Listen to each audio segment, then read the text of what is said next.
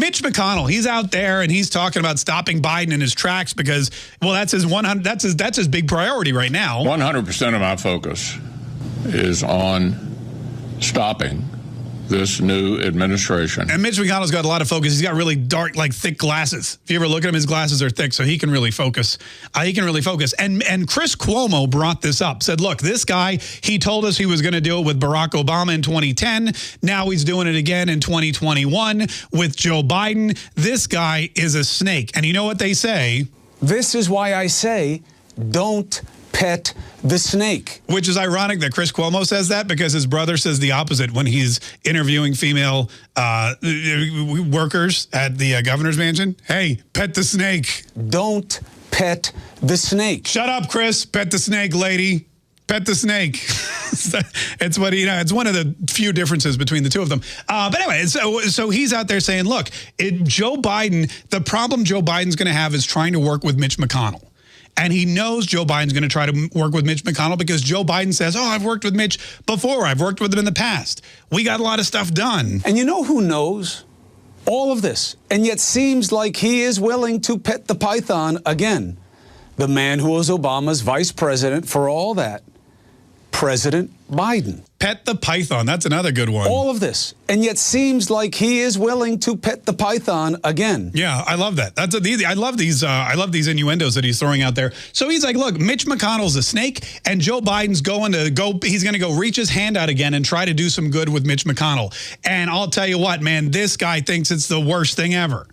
What does Joe Biden think? Well, here, he mentioned it yesterday. He was asked about this comment that Mitch McConnell made. He was asked, what do you think about Mitch McConnell saying his goal, his 100% of his focus is going to be to stop you? We're in the midst of significant sort of mini revolution. I don't ever remember any like this. We badly need a Republican Party. We need a two-party system.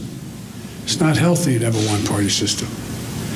And I think the Republicans are further away from trying to figure out who they are and what they stand for than I thought they would be at this point. That's actually the opposite is true. He's right, though, about two things. We do need a Republican Party if for no other reason than to stop the Democrat Party. But he's wrong about the Republicans being further away. What's happening with Liz Cheney is 100% past due. What's happening with Liz Cheney right now, it should have happened back in 2018. It should have happened in the midterms. We just weren't 100% sure what was going on with the Liz Cheneys of the world and the Mitt Romney. Well, Mitt Romney, we always knew. That guy never should have gotten elected. The fact of the matter is that had we purged all of these people out of the party in the beginning, we wouldn't be facing the problems we're facing now.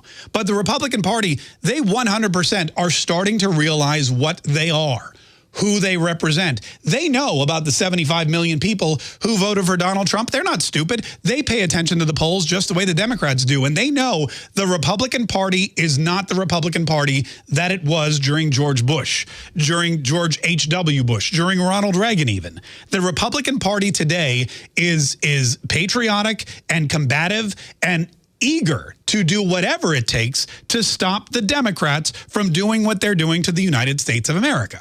He's exactly right. The Republican Party does need to figure out what it is, and we're getting one step closer to that every time Liz Cheney gets one step closer to losing her position. Here's what Cuomo said about it. Instead of moving toward compromise, the GOPQ or the Republicans, whatever you want to call them, they're becoming more intent on us and them.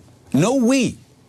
The politics of lie, defy, and deny. Lie, defy, and deny. That's so funny because that's the exact playbook the Democrats used when they impeached Donald Trump twice. They lied, they defied, and then they denied. And they failed both times. And the politics of what was it, we versus them? The GOPQ or the Republicans, whatever you want to call them, they're becoming more intent on us and them. Yeah. Well, you know why? Because Joe Biden rolled into office and signed a record number of executive orders that he didn't want to work with the Republicans on.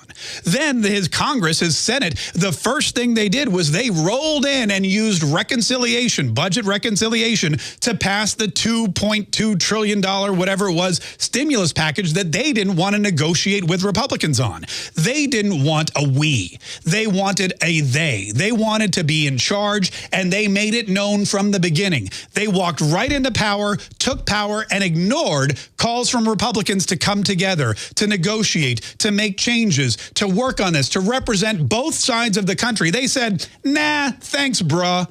And now they're complaining that the Republicans are doing the exact same thing. The only way to beat somebody who's a dictator is to remove them. You cannot negotiate with these people. And Chris Cuomo is finally realizing that the Republicans are realizing that.